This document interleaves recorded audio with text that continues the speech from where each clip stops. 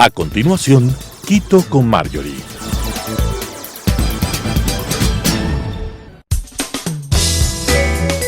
Clasificación A. Apto para todo público.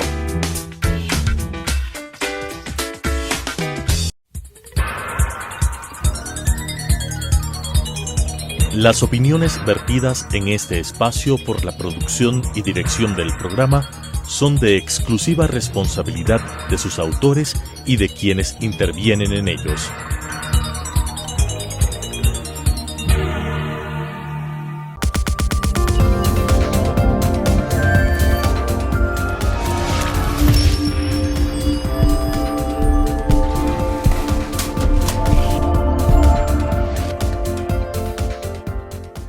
Amigas y amigos, bienvenidos. Los esfuerzos de la comunidad internacional para cuidar el medio ambiente iniciaron en 1972 con la Cumbre de las Naciones Unidas sobre el Medio Humano realizada en Estocolmo. 20 años más tarde, en la Cumbre de la Tierra, realizada en Río de Janeiro, reunieron representantes de 179 países, entre políticos, diplomáticos, científicos y periodistas, y a 400 miembros de diferentes organizaciones no gubernamentales. Este fue el primer espacio multilateral para tratar cuestiones relacionadas con salud, vivienda, la contaminación del aire, la gestión de los mares, bosques, montañas, la desertificación, la gestión de recursos hídricos, residuos sólidos y el saneamiento ambiental en general. En esta gestión se reconoció la necesidad de reducir la emisión de gases de efecto invernadero. A partir de ella se han realizado algunas conferencias específicas sobre el cambio climático. La primera se realizó en Berlín en el año 1995 y la última se desarrolla ahora hasta el 12 de noviembre en Glasgow, Escocia. Para esta conferencia se ha planteado una meta ambiciosa: la reducción del 45% de las emisiones de CO2 para el año 2030 para reducir el incremento de temperatura a 1.5 grados centígrados. Los compromisos para cumplir los objetivos incluyen la reducción del gas metano y eliminar la deforestación. Algunos analistas han afirmado que los acuerdos que se alcancen en esta cumbre serán determinantes para el futuro de toda la humanidad. A nivel diplomático, las expectativas sobre un acuerdo son bajas debido a la ausencia de los jefes de Estado de países que emiten una gran cantidad de gases de efecto invernadero, como por ejemplo China y Rusia. Y sin duda, la institucionalidad internacional creada en torno a este tema ha permitido alcanzar ciertos avances, pero en un sistema internacional anárquico muchas veces el poder de los estados se sobrepone al derecho internacional público y a los tratados que se alcanzan para perseguir un objetivo común. Para profundizar un poco más este tema, he invitado a Mario Delgado Galárraga, académico e investigador en temas ambientales y derechos de la naturaleza. Muchas gracias, Mario, por acompañarme. Hola, Mario. Muchas gracias a ti por la invitación y qué gusto poder compartir este espacio con ustedes. Mario Delgado Galárraga es abogado de los tribunales y juzgados por la Universidad Internacional del Ecuador. Además, cuenta con una maestría en Derecho del Ambiente Global y Cambio Climático por la Universidad de Edimburgo, Escocia. Mario tiene una amplia trayectoria en el sector público, así como en el sector privado. Y de igual forma, Mario ejerció la docencia en las cátedras de Derecho Ambiental en la Universidad Metropolitana del Ecuador. Y actualmente Mario se desempeña como Research Fellow en el Ecologic Institute de Berlín, Alemania, bajo el auspicio de la Fundación Alexander von Humboldt, dentro del programa International Climate Protection. Mario, bienvenido a este espacio y un fuerte saludo hasta Berlín. Gracias por atender mi entrevista. Con mucho gusto y un saludo y un abrazo igual transatlántico a este Ecuador. A todo el Ecuador, a Quito, tu ciudad, Así es. que espera además que puedas volver pronto. Mario, el derecho internacional es el conjunto de reglas e instituciones acordadas entre los estados para regular su comportamiento y la búsqueda de sus intereses. Esto incluye la necesidad de acoplar el derecho interno a las convenciones y tratados que se firman.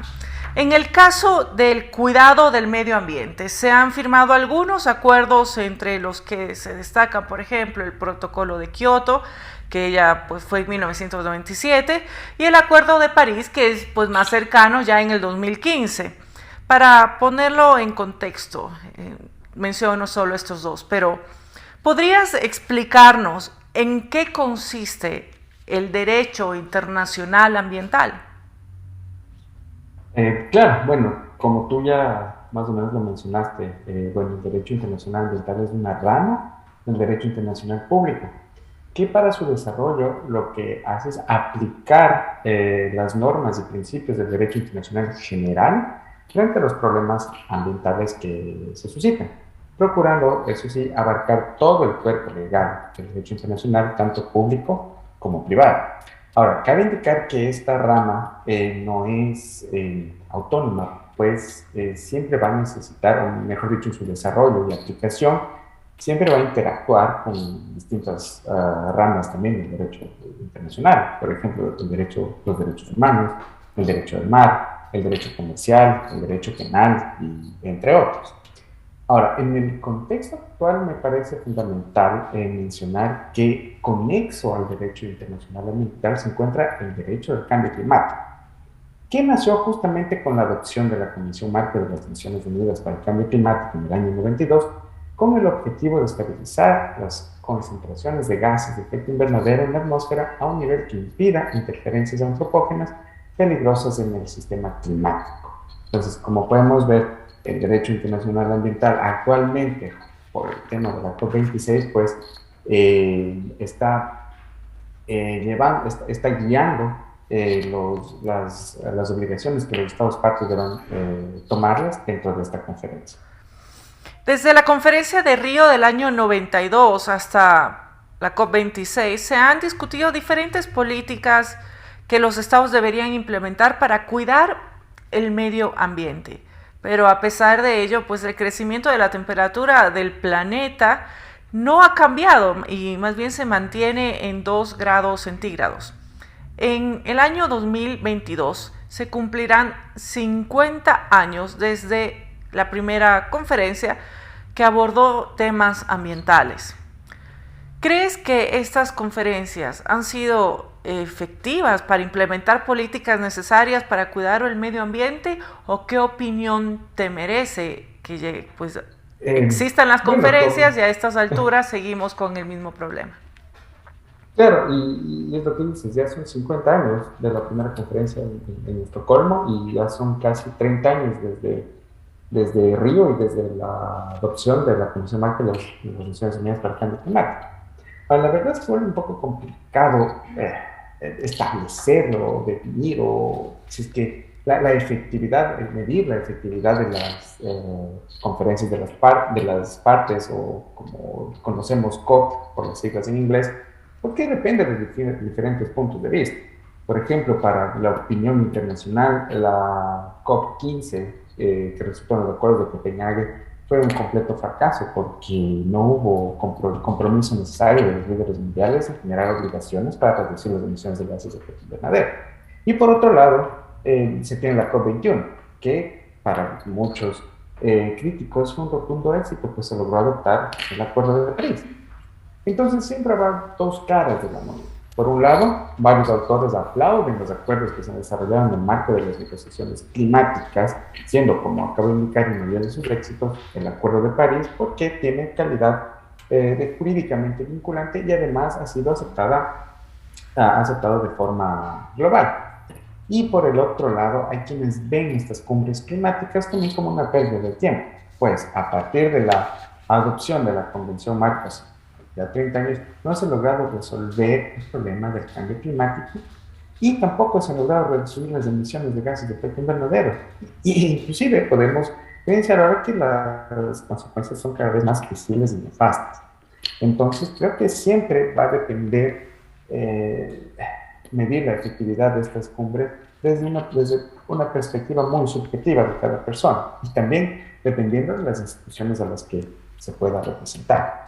De acuerdo, existen varios estudios que hablan de una inminente catástrofe global, producto, por supuesto, del cambio climático. Muchos hablan de que los resultados del COP26 serán trascendentales para frenar esta crisis climática que vivimos y una crisis climática futura. ¿Cuáles son tus perspectivas respecto al COP26? ¿Es posible llegar a un acuerdo entre los diferentes estados o imperará el interés de cada uno de ellos y así pues no reducir considerablemente las emisiones de CO2? Bueno, se esperan resultados positivos de esta conferencia de las partes. Sin embargo, dependerá mucho de los estados y cómo otros actores participen y puedan influenciar en las conclusiones o en las tomas de decisiones de los estados. Recordemos que a estas cumbres climáticas asisten desde ONGs, pueblos indígenas e inclusive las grandes compañías hidrocarburíferas. No quisiera, la verdad, adelantarme a los resultados a falta de un par de días para la finalización de la COP. Creo que debemos esperar a las conclusiones y sobre eso hacer un análisis. Ahora, como mencionas, si bien es cierto, hay varios estudios que abordan el tema del cambio climático desde una perspectiva enteramente científica, y entre ellos están los reportes del panel intergubernamental del cambio climático, que ha sido la autoridad para indicar a los estados, para guiar a los estados respecto a la toma de decisiones frente al cambio climático. El problema aquí es que este reporte se han destacado puntos de fundamental importancia. En primer lugar, el reporte nos habla respecto al tema actual del clima, del cual ha obtenido tres conclusiones principales.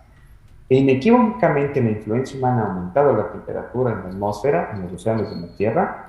Los cambios recientes en el clima no tienen precedentes de cientos o miles de años atrás inclusive, y se han incrementado los climas extremos debido al cambio climático de origen antropógeno. Sin embargo, lo que es más preocupante son los escenarios futuros que el panel intergubernamental ha generado en base a las actuales emisiones de gases de efecto invernadero, estableciendo podemos cerrar a tres posibles escenarios. El primer escenario es que las emisiones de gases de efecto invernadero se duplican. El segundo escenario es que las emisiones de gases de efecto invernadero se mantienen. Y el tercer escenario es que empezamos a tener una especie de, a la baja, es que hay una contaminación negativa. El problema es que a pesar de el panel intergubernamental concluyó que la temperatura global continuará en aumento hasta mediados de siglo, bajo cualquiera de estos tres escenarios que presentaron. Además, concluyó que el aumento de 1.5 grados a 2 grados centígrados se lo va a exceder en este siglo, siempre y cuando existan reducciones profundas a las emisiones de gases de efecto invernadero en ya los próximos años. La tercera conclusión es que con el aumento de temperatura aumentarán en frecuencia e intensidad las condiciones o los climas extremos que estamos actualmente viviendo. La conclusión número 4 nos dice que van a haber cambios en el ciclo del agua debido a los efectos del cambio climático e inclusive los océanos y los sumideros de carbono o bosques perderán la efectividad en atrapar el CO2 de la atmósfera. Y finalmente el IPCC concluyó que los cambios que existen actualmente debido a las emisiones de gases de efecto invernadero son irreversibles por siglos o milenios. Entonces yo creo que a la final es difícil vaticinar cómo reaccionarán los países frente a la agenda que tienen delante dentro de las negociaciones actuales.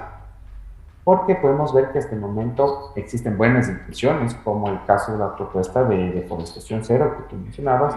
Sin embargo, queda pendiente la revisión de qué tan ambiciosas son sus contribuciones nacionales determinadas que deberían presentar ya para este año. De acuerdo. En el Ecuador se reconocen los derechos de la naturaleza desde la Constitución del año 2008. En un inicio, algunos jurisconsultos se mostraron escépticos respecto a la aplicabilidad de los mismos. A nivel mundial, la Constitución ecuatoriana fue la primera en reconocerlos. Digamos, tenemos esa primicia. Producto de tu actividad, Mario, como docente e investigador, ¿en qué casos reales se ha podido aplicar el ejercicio de los derechos de la naturaleza? Y a su vez, ¿existen también ahora otros países donde se hayan implementado políticas similares en su legislación? Pues sí, bueno, en el Ecuador, como tú mencionas, ya son varios años que se reconocieron los derechos de la naturaleza en el año 2008. Sin embargo, los parámetros para su aplicación todavía se encuentran en desarrollo.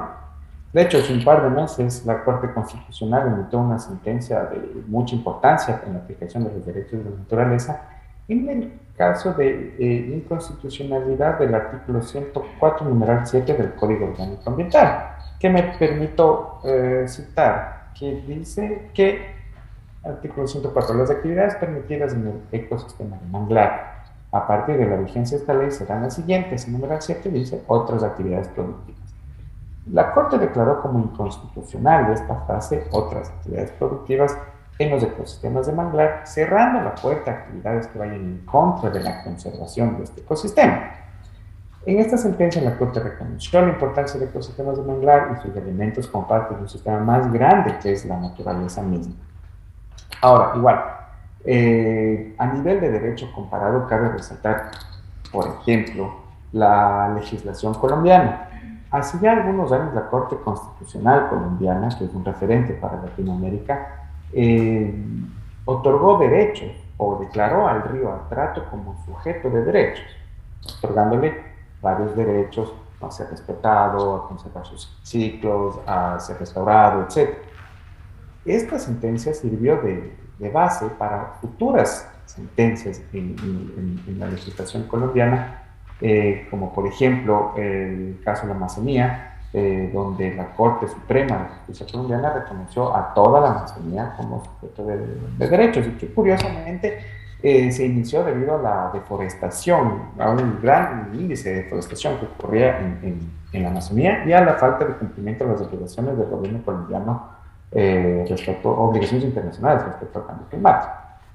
Y podemos continuar con varios ejemplos de los derechos de la naturaleza a nivel mundial. Desde el caso de Australia, con el río Yarra, de Bangladesh, el río Turak, Bolivia, que tiene dos leyes que reconocen los derechos de la naturaleza, Colombia, como les mencioné, India, el lago Sukuna, el río Ganges y el río Yamuna. En México, varias constituciones de los estados federados también ya reconocen los derechos de la naturaleza, al igual que en ciertos estados federados de Estados Unidos, y Nueva Zelanda con el reconocimiento de derechos sobre el río Wanganui. De acuerdo. En el Ecuador, el Estado es quien ha llevado la mayor carga para el financiamiento de políticas destinadas al cuidado de bosques, reservas marinas, recursos acuíferos y protección a la biodiversidad. Sin embargo, la situación fiscal del país, pues no es la mejor, Mario. Y la última proforma presupuestaria estatal establece una necesidad de financiamiento de 9.000 millones de dólares. De acuerdo con el portal especializado en temas ambientales Mongabay, los proyectos de cuidado ambiental impulsados por el Estado sufrirán fuertes recortes. Para evitar la suspensión de las actividades de cuidado al medio ambiente, el rol del sector privado debe ser fundamental. ¿Qué tipo de incentivos debería tener el sector privado para involucrarse más en la gestión de planes, programas o proyectos de cuidado al medio ambiente? Pues bueno, como tú mencionas, el sector privado juega y ha jugado un papel fundamental respecto a los orígenes, a las causas del cambio climático. Pues, de acuerdo a varios estudios, ellos han sido, o la gran mayoría de emisiones de gases de efecto invernadero han sido emitidas desde este sector, obviamente bajo también auspicios de varios gobiernos. Sin embargo, desde la esfera privada se puede hacer mucho en relación con la mitigación y adaptación al cambio climático a través del auspicio de proyectos o actividades que generen una respuesta real contra el cambio climático. Se me viene a la mente, bueno, en primer lugar, un tipo de incentivo moral que pueden tener las compañías, simplemente en enfocar sus políticas en pos de la conservación del medio ambiente para no vivir las consecuencias terribles del cambio climático que estamos actualmente viviendo. E inclusive evitar que las generaciones futuras sufran también de estos efectos negativos. Sin embargo, también existen otros negativos, por ejemplo, de carácter tributario, por ejemplo, ¿no? Como las donaciones que las compañías realicen y que tengan como destino la financiación, desarrollo e implementación de proyectos que combatan de forma real el cambio climático, podrían ser deducidas del impuesto a la renta. En el mismo sentido, se podría deducir si es que las compañías invierten para sus propias instalaciones en paneles solares, otras alternativas de energía verde. Entonces, a la final, creo que el Estado podría facilitar este tipo de exoneraciones, de reducciones, mejor dicho, a varios impuestos de las compañías y de esa manera incentivar también que ellas puedan cumplir con sus compromisos sociales y ambientales. Para algunos especialistas en materia ambiental es necesario crear una institución, en este caso sería una institución supranacional, para vigilar el cumplimiento de los diferentes acuerdos. Algunos, como tú dijiste, son vinculantes, otros no lo son. Pero se debería crear una especie de tribunal internacional ambiental para sancionar a quienes afecten ecosistemas, fuentes de agua, o deforesten grandes extensiones de bosque, también a quienes afecten la flora y la fauna sin implementar planes de remediación. ¿Crees que sería lo correcto esta especie de tribunal ambiental? Bueno, ya hace varios años en la Corte Internacional de Justicia se creó una cámara especializada para temas ambientales, pero inclusive hasta el año 2006 no se logró consolidar, pues no llegó ningún caso a ella, entonces simplemente la cerraron. Ahora, actualmente en el plano internacional, varios temas ambientales han sido tratados por diversas cortes. La Corte Internacional de Justicia, el Tribunal Internacional del Derecho del Mar, la Corte Permanente de Arbitraje, el Cuerpo de Apelaciones de la Organización Mundial del Comercio, las Cortes y Cuerpos de Derechos Humanos, las Cortes y Cuerpos de Derechos Humanos e inclusive también los tribunales de inversiones. Sin embargo, a medida que se va profundizando esta crisis climática y que todavía existen una falta de consenso sobre las obligaciones y sobre las respuestas prácticas y legales que se podría dar frente al cambio climático, para muchos se ha visto necesaria tal vez la creación de una corte especializada en la materia ambiental. Ahora, el problema se suscita en que esta corte debería ser competente para conocer sobre reclamos tanto de estados como de individuos en contra de estados e inclusive en contra de corporaciones. Sin embargo, puede resultar complicado que los estados acepten y cedan jurisdicción a esta corte, ya que pensarían o se creerían que no podrían asumir que esta corte pueda socavar sus libertades económicas y políticas nacionales. Ahora, de igual manera, como te acabo de mencionar, sería complicado en que las corporaciones sean internacionalmente responsables para que una corte tenga capacidad de juzgarlas. Finalmente, hay que resaltar también el papel que las cortes nacionales están jugando respecto a la litigación climática a nivel mundial.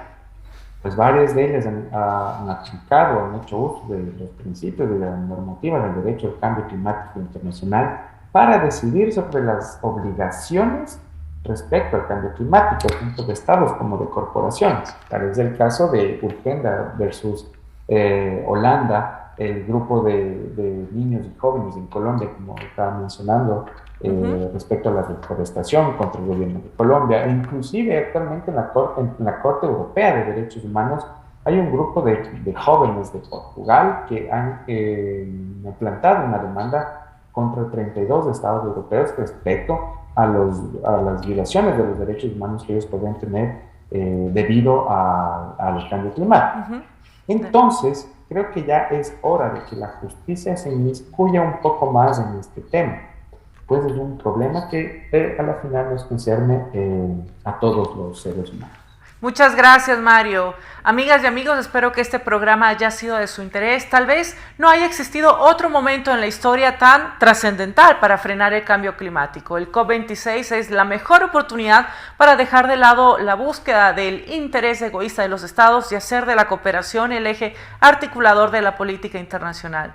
Esperamos que nuestros líderes puedan tener lucidez y empatía con un planeta al que le urge un cambio en sus patrones de consumo y en la transición a fuentes de energía limpia.